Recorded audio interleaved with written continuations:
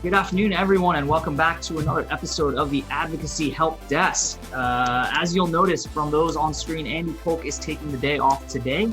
And so we have a special co-host today I will introduce for a minute. But just to give you a quick background of the Advocacy Help Desk, we always love having folks listen in. Our goal is always just to provide free advice for folks in the advocacy and PAC arena, public affairs, etc., grassroots, grass tops, and anything in between.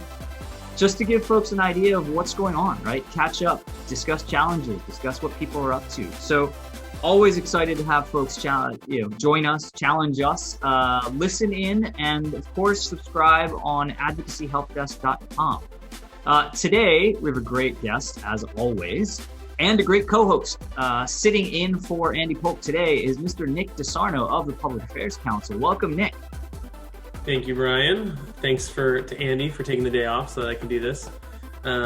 He's not actually it's not like he's on vacation. He's just consumed at his normal day-to-day job. So I'm glad to take a little bit of that burden off of him. But yeah, thank you for inviting me. A little background about myself. I work at the Public Affairs Council, and I lead their Digital and Policy Communications Department. And I'm excited to be doing this for the first time.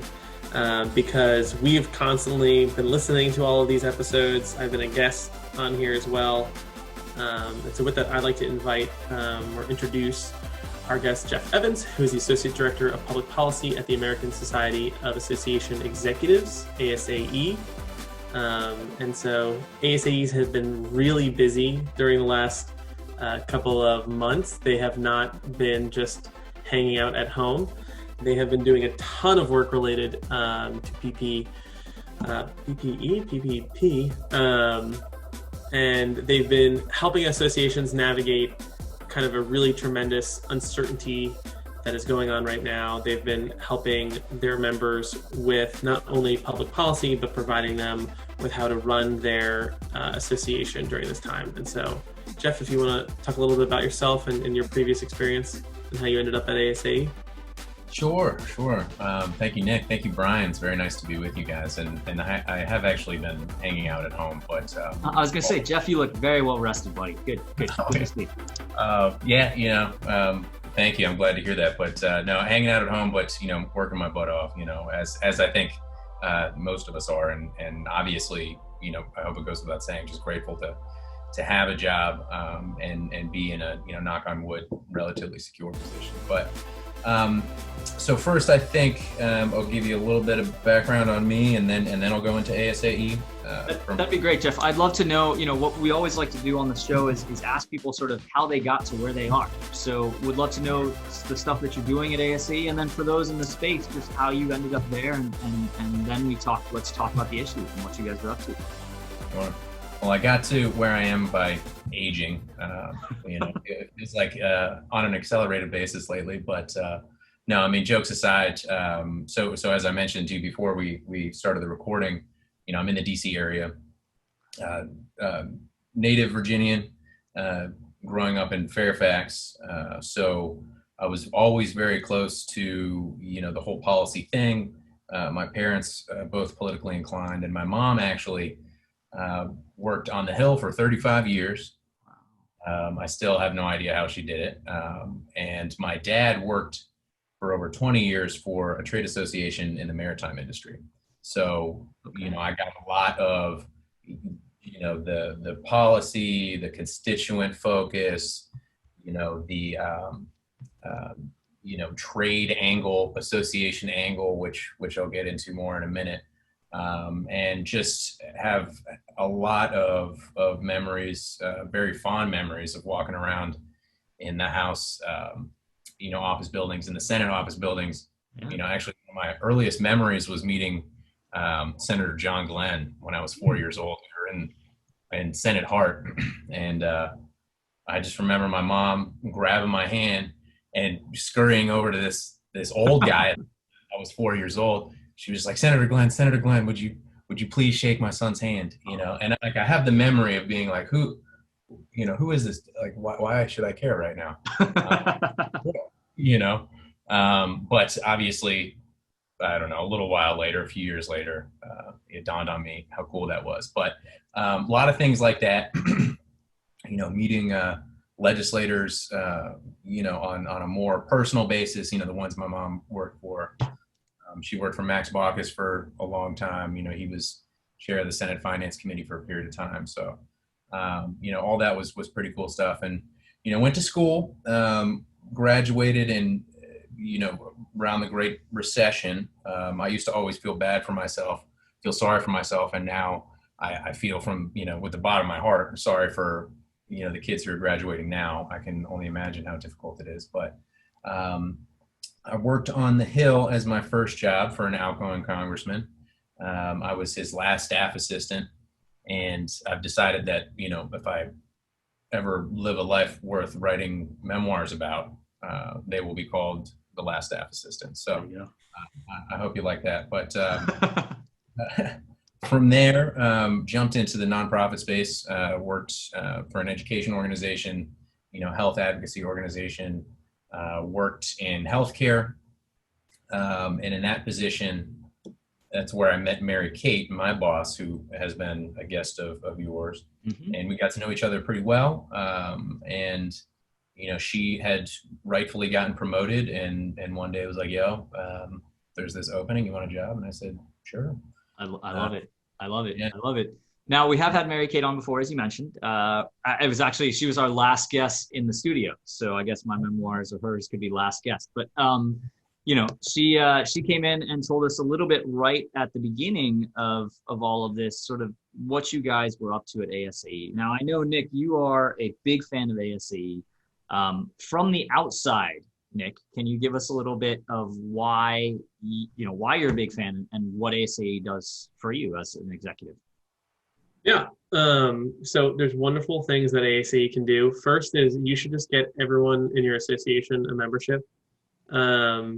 It's the most, economical way of doing it also.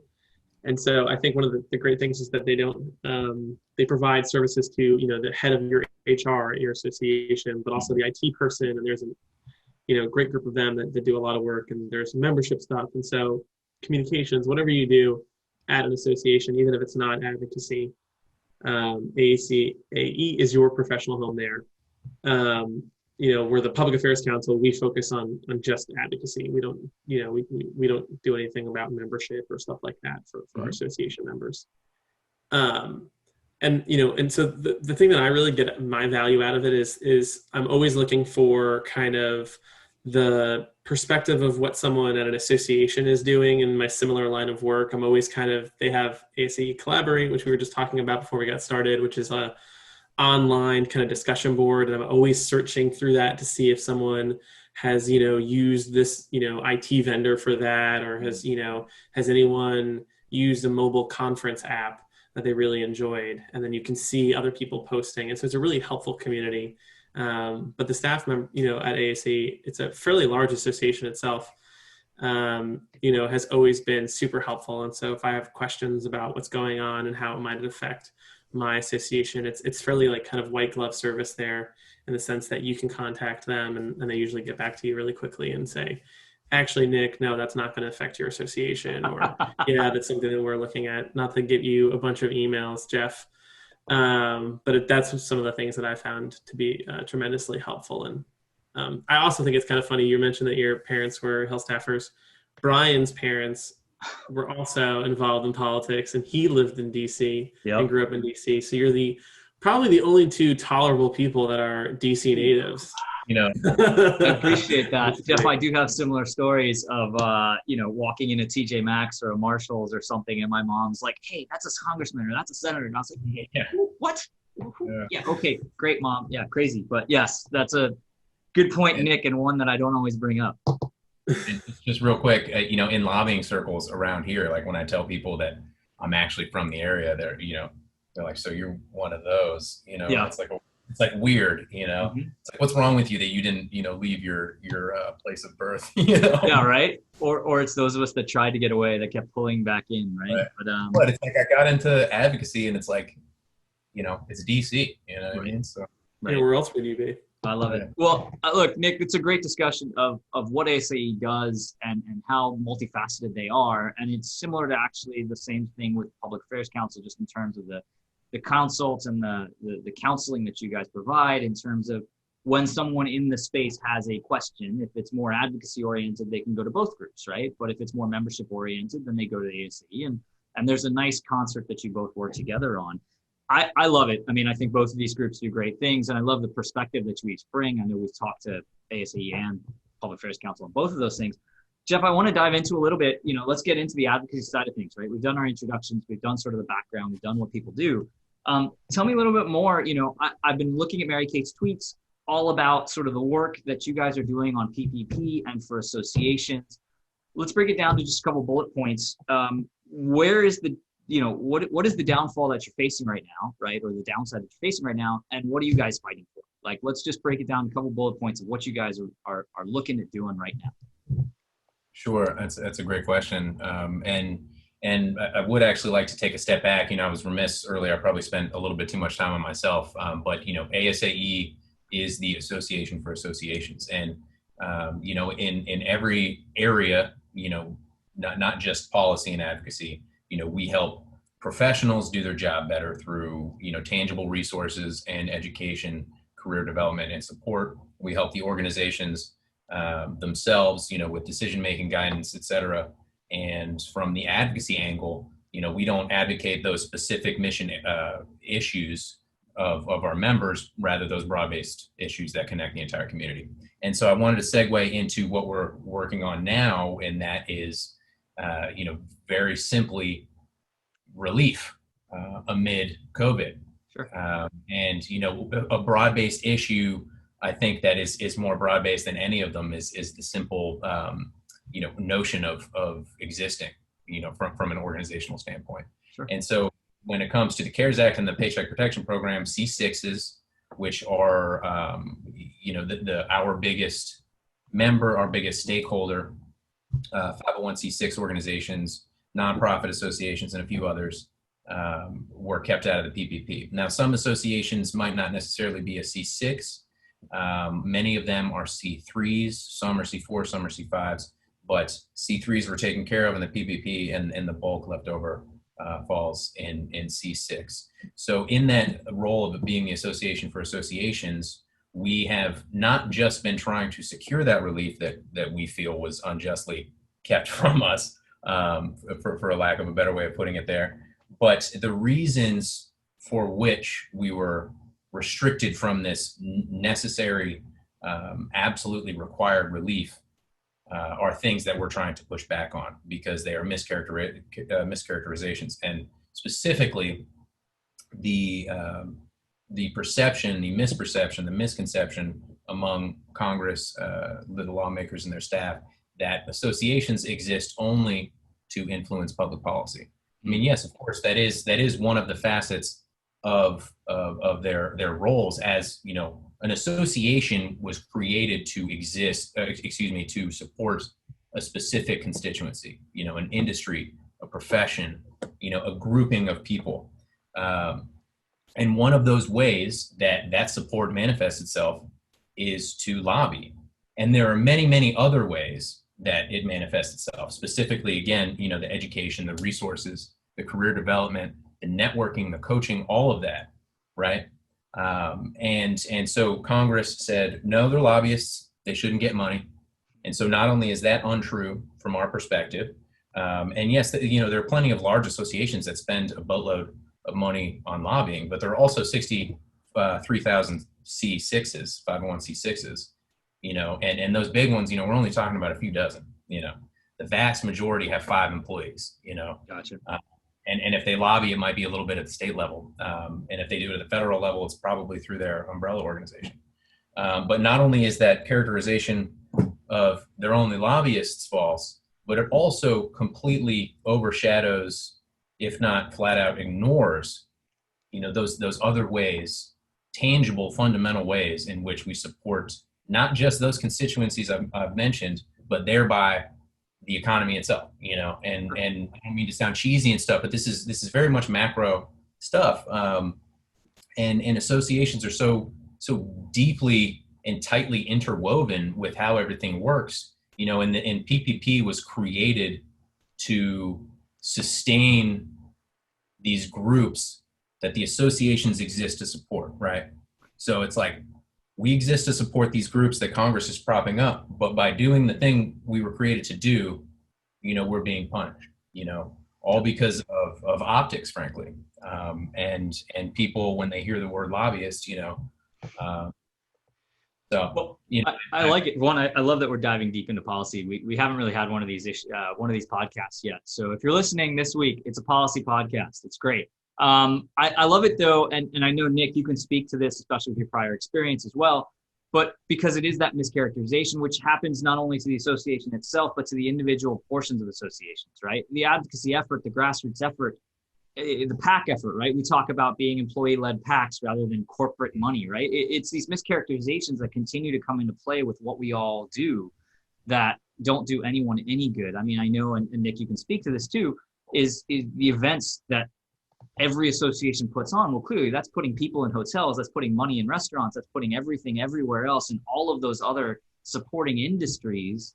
I mean, you know, that's all missing now. When will that come back, if ever, and what will that look like, and how can then we continue to be strong associations in the meantime? I mean, Nick, you're dealing with this day to day. Tell us a little bit more about, you know, those thoughts. I don't know what ASAE, if ASAE is a 501c6. We're actually a 501c4, but we don't lobby at all as an association. We don't do any lobbying, so we couldn't, you know, access. And when we're looking at it, about half of our revenue at the organization is membership, and then half of it is non-dues revenue, which is largely made up of events and sponsorships. Mm-hmm. And so registrations and you know, which for events which people vastly cannot go to. We're doing a lot of online events, which are actually, you know, being really well attended. We've broken all of our attendance records this year, but definitely not any of our revenue records. Right. And so that's a challenge. And so you look at something like us, and I know my former boss and someone who I really look up to, Sherry Ann Kelly, is the CEO of Association of Chamber of Commerce Executives, ACE. And the chambers of commerce across the country are also dealing with this issue. So you kind of, and you're thinking like, oh, well, you know, this tiny, you know, Jacksonville Regional Chamber of Commerce, you know, the Bethesda Chamber of Commerce, all these places who are trying to help their local businesses who are struggling comply right. with new regulations and all these things that are occurring. You know, they're trying to really, you know, promote their town or their city or their community. And they're having to go, okay, well, we can't pay our bills right now. We can't, you know, because we don't have access to these grants. And so I think it's a, you know, as association professionals that are listening to this, or folks that are members of associations, you should really be thinking of like, okay, this is an actual like economic issue that's going to affect the recovery. Because associations, like Jeff said, really do help their members who are in a time where they are relying on their association more than ever. You know, just us, like we've never been busier. I don't think Jeff's probably, you know, that well rested. He's definitely extremely busy. Slept terribly. Yeah, I mean, I've never talked to ASAE so much, so I know that they're at least getting more contact from me. Right. But you know what I mean? I think it's just something that we have to all kind of grapple with of, yeah, there's these kind of misconceptions out there, mainly because members of Congress see the lobbyists from the associations, right? Mm-hmm. They don't see the membership person. They don't see the scientist maybe at the, you know, at the health center. I worked at the American Dental Association. Mm-hmm. You know, we had 400 staffers or 380 staffers, and we only had, you know, 30 people in the government and public affairs department. The rest are like scientists that put the seal on the toothpaste to make sure they're safe and stuff like that, you know, that provide, you know, water fluoridation, all those types of things that organizations like that does, you know. And so I think they hopefully will see the light. And I know Jeff is working on that. And I'm curious to see kind of what tactics did you guys use to kind of hopefully shed the light on this new found, you know, idea that associations are just not, you know, lobbyists sitting on private jets flying around the country, but they're actually, associations are some of the engines of the economy and the recovery that we're going to need. Right. Sure. And thank you for the question. I mean, you know, I'll start with messaging and communication. And speaking of which, you know, speak very well of ASAE, and you've got the messaging down, I think even better than I do. So thank you for that. But because you actually touched on a really great point, standard setting, things like that, which is just, one of so many facets of what associations do. But just going back to when things started to change in early, circa March 11th, 12th of this year, and everything turned upside down, it became immediately clear that it didn't matter how perfectly, how seamlessly we needed to communicate with our members, promptly, effectively, sufficiently, at the very least, to remind them that we're there for them, and continue to be so. Even if we didn't necessarily have all the answers, in a time of immense panic and helplessness for some, just the bottom line was that we got messages out there, hey, there is a voice for you in Congress, even if it's tough, that you don't have a 0% chance. Might be a 0.1, but it's not a 0% chance of just being heard by lawmakers. So again, the just commitment to communicating on a regular basis was important to us. And after a short period of time, we created a new, we always had our regular newsletter, our weekly newsletter, but we created, and this is nothing, out of the box or anything, but we created a new advocacy alert, we call it, splashed up the branding just a little bit, nothing, crazy. But even though that concept in and of itself might not necessarily be novel, what we have prioritized is that clarity of information and that utility and function of that information for our members. Because it's not just the giving them the information, it's helping them understand it and helping them see how they can use that information. What purpose can they use that information for, and how that can equip and empower them, and the like. Now, beyond actual communication, just an increase in reaching out to Hill staff. I'm always that. Sometimes I wonder if I'm too nice to be a lobbyist. Because like bothering people is something that I have to force myself to do. But with COVID, we decided that those kinds of things didn't matter. And, who cares if somebody was a little bit annoyed? You know what I mean? What has the response been? I'm curious, right? So you're saying you've increased your messaging, personal messaging, right? Just emails, et cetera, to the Hill and Hill staffers. What's the response been in that rate? To the Hill specific, our meetings have increased, I don't know, fourfold would be a conservative estimate. Fantastic. I think. Okay. Pre-COVID, post-COVID, and we, I had plenty of meetings pre-COVID, but obviously with traveling, Ubering and metroing, without having to calculate all of that stuff, that ancillary stuff that can impact, where people can be and when they can be there. I actually found that Hill staff, for the most part, were more accepting of meetings. And so, I think it was both a mixture of picking up the requests and increasing those, and also, Hill staff being a little bit more accessible, and also Hill staff, to their credit, understanding the gravity of the situation and knowing that they had to, even if they didn't agree with something, knowing that they had to hear someone out, because, every single stakeholder was being impacted. Right. Well, so I'm curious. So I love that. Right. And we found that with others in terms of, reaching Hill staffers. They're people like the rest of us, of course. We talk about that all the time. This isn't some up on high kind of concept. These are real people. They have the same issues that we're all going through. And I love too that you talked about sort of the ways that you're communicating with your own folks. We had a previous show with Amy Adams where we talked about purpose, promise, and value, right? So keeping up your communications so that you can continue to show and prove your purpose, your promise, and the value that you show to your folks. I'm wondering, so we talked a little bit about the mischaracterization of it all. How are you guys battling? I see notes in, editorials in the Hill. I see notes elsewhere. How is that message being accepted, and how are you guys battling back at that whole mischaracterization concept? That's a great question. I'm glad you asked it. So we're doing everything we can, firstly. But the specific strategies are, in certain cases, they're kind of the more typical advocacy levers that we might pull, with just meetings, for example. But we, in our elevator pitch kind of thing, just our framing in every meeting, we kind of just augmented that a little bit to not just describe who we are, but to make sure that we described in some sort of detail that fundamental role that associations play. So that's lowest hanging fruit there.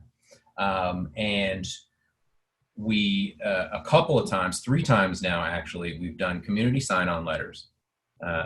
So we would draft some language and put it out to the public for a period of time and solicit as many signatures as possible. The first signature or letter rather in April had 4,300 organizations on it. Wow. And in those letters, and we actually just sent one up last Monday, so 2 days ago, that had 2,300 on it. And this, April was like everybody's hair was on fire, right? Now to still get 2,300, this far after the fact, I think is still pretty strong. But that, a lot of the language in those letters, spoke to that fundamental role that associations play, and just having just the sheer number of organizations, whether a staffer actually read the letter or not, which I would probably put at less than 10% just for any piece of communication. You know what I mean? Sure. Unless you're like this, but just that number is you can't miss it. So things started to change in April, because right after CARES Act happened, it was like, what just happened here? Because we were in it, right? Nonprofits were in it, all nonprofits, and then they specified the definition a little bit to exclude a bunch of people. But let's see. So, and I'm trying to go up from like more rudimentary to a little bit more complex, but we recently, maybe 2 months ago, created a mainstay messaging piece called the Essential Pillars and Purpose of American Associations. And that is, a graphic, nice visual document that we tried to make as pretty as possible. This was a full effort type of thing, right? And it's got 4 pillars, the essential pillars and purpose. And, the first of which is a little bit of history lesson. Associations actually exist, predate the United States of America by about 50 years. They were guilds then, but, it was a coalescence of like-minded people for, an interest in a trade. You've got Nick's attention now. He loves his clothes. Oh, I like that a lot. Oh, yeah. I mean, Benjamin Franklin's Philadelphia, whatchamacallit, it's in the pillars. I wish I remembered it more clearly, but that's the oldest association in existence, and that was, later on in the 1700s. So I mean, this is the real deal. But and the second and third pillars are the more economic factors impact, both from a macro perspective with just revenue generation. Salaries that they pay out, at minimum $18.3 billion in 2019. And that's actually lower than what it is, but that's the highest, that we can say, with being 100% certain, just because of the way IRS and Bureau of Labor Statistics tally things. It's not aligned properly. And then the next one is more that's, specific industry focused impact, some of that standard setting we talked about. And also certification too. Associations teach professionals up in their fields so that those professionals, strengthen their expertise, their knowledge, their experience, and then consumers, have more choice and can make the choices that fit their lives and circumstances the most. And so, that's competition. That is the bread and butter of capitalism, right? And then the last pillar, which is my personal favorite, just because if you couldn't tell by now, I get a little soapboxy when it comes to the lobbying stuff. And I like lobbying about lobbying, let's just put it that way. But this last one is that, lobbying the government is not just something that associations and all other businesses and nonprofits do, but it is literally provided to us as Americans by the Constitution. It is written into the First Amendment of the Bill of Rights, and it's at the end there. It's that last one that everybody forgets. And I remember forgetting it in school, learning the First Amendment, but it is the right to petition government for the redress of grievances. That is lobbying. And so, again, that goes back into this, like, oh, you guys lobby, well, adios, to not use an expletive, but it is literally a First Amendment right. So, those are some of the messaging that we really try and hit home. That Pillars document is a good example, and we've really tried to increase the media stuff. You had mentioned that op-ed, but we're trying to, we're just trying to grow and spread our tentacles a little bit more, I think, than what ASAE has done in the past. And truly, the last two pieces, because I know I'm going on a little bit here, but it is that member engagement, because it's the constituent's voice that is always going to be the loudest, and absorbed most often by staffers, and data. Data, everybody always talks about how important data is, but like it can't be overstated how vital data is. It's always going to be there. And not only is data important and extremely valuable, but the way you position it and the way you present it is also extremely important. Not just visually, but just contextually, and I'd have to have different examples, but data can turn things right around. And that's something we did alongside our research foundation. ASAE's research foundation was commit to collection of reliable data, from large sample sizes, inform our messaging. It does suck that all of the associations, not all of them, but a lot of them are located in DC without a representative that can vote on things. I'm thinking about how ironic it is. Although Virginia and Chicago and, other places have a ton of associations as well. But that is ironic. There is also just no natural constituency for associations, because there's ASAE obviously represents the vast majority of them, and you're kind of the umbrella organization. But it's not like something where all pharma belongs to pharma, and that there's this because we don't have a ton of policy issues that are constantly being debated. We have several of them, but it's not like the associations are not normally under fire. Right. Right. Like some other industries. I love all the various ways that you're fighting this back in the mischaracterization. I mean, we talked about obviously the meetings, the fundamental role that associations play, the sign-on letters, media coverage. It sounds like you're hitting most of the basics. Nick, what kind of things are you seeing associations do then to fight back in their own way against certain, impending doom and other things that they're seeing as well?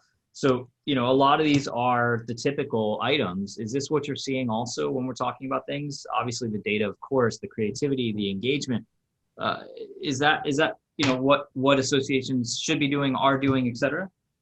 Yeah. And if, I'll give you a plug, Jeff. If you're also watching this, you can go and take action. I think ASAE has probably an action alert live right now. Mm-hmm. But one thing associations can do, especially if they're facing this, to give their some employees some knowledge about what's going on, right? So if you're the CEO of an association that's looking at budget cuts and you haven't asked your employees to take action on this, there's something that I think, there's a missed opportunity there. If you're one of those associations of other little associations, you're kind of one of those umbrella groups, that's another one to consider of okay, can I get, I work for the American Beverage Association. Can I get all of the beverages associations at the state level, to reply to this as well? Because they might be facing even harder budget, shortfalls than we are. So that's one thing I think is is there a way to kind of group folks together? Another one is storytelling. I think we've seen a lot of just really working on what is our kind of heartstring message. How can we pair that data with a really good story that illustrates that bigger data point? Right. because maybe that health staffer doesn't realize what $9 billion of economic activity does, but they really do realize that, oh, that means that the three, the three chamber of commerces in my district are going to have to close down. Right. That's not going to be good for us. Well, and even more so, I live in downtown, right? We have 6 hotels. I'm right by the convention center. So, all of those association meetings that we have, typically the librarians are always here, et cetera, all of these hotels are empty. So it's more so than just even the association shutting down. It's all of the restaurants and the hotels around us that can't support anything because those associations aren't having those meetings, aren't doing those events, aren't doing anything else as well. Okay, so bringing it home, Jeff, how do we get over the finish line for this? What are the, what are you looking for? How does it cross, how do we cross the goal line? Well, not letting up. Right. It's there's nothing worse than slowing down a little bit and then seeing your progress just disappear. Sure. So we have that firmly in mind. And Nick brought up the storytelling. That's a really good point. I think the storytelling it also cannot be overstated alongside the data. But again, keeping it up. We have had some positive developments in regard to the PPP issue overall. It's been included in the Senate proposals from a few weeks ago. It was just included in the new HEROES Act, and actually PPP would be expanded to all 501Cs, not just C6s. Oh, that's great. There are some vague lobbying eligibility restrictions that we don't have the time to get into, and I don't want to bore you to death, but they have the real potential to keep organizations out that are deserving and should not be out per that mischaracterization that we were talking about earlier. But just not letting up. We created, and by we I mean the entire community, a really good head of steam, and I think just not losing sight of that end goal, no matter how long it takes, because it's been taking a while when time is not on anybody's side. But just not ever losing sight, I think, is the most critical thing. And honestly, it's to be like pretty frank, it's not the lobbyists that are getting fired at these associations normally. There has been, I've seen some folks that their association just had tremendous across the board cuts where they were affected. Yeah.